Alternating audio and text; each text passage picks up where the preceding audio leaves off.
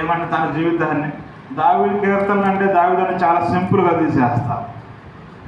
ఉదయం సాయంత్రం ప్రార్థన చేసుకోవటమే, కుటుంబం ప్రార్థన చేసుకోవటమే చాలా బాధాకరంగా ఉంటుంది మనకి. ఎలా ఉంటుంది? కుటుంబ ప్రార్థనే మనకు బాధాకరంగా ఉంటుంది.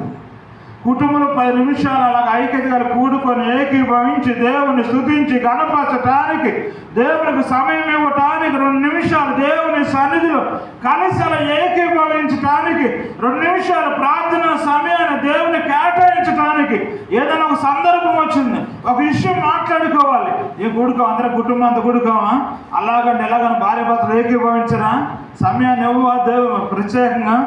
లేకపోతే ఏదైనా సందర్భం జరిగిన ఒక విషయం గురించి మాట్లాడే కుటుంబం గురించి ఏం చేస్తాం? గంటల తరబడి కూర్చొని అలా మాట్లాడుకుంటాం.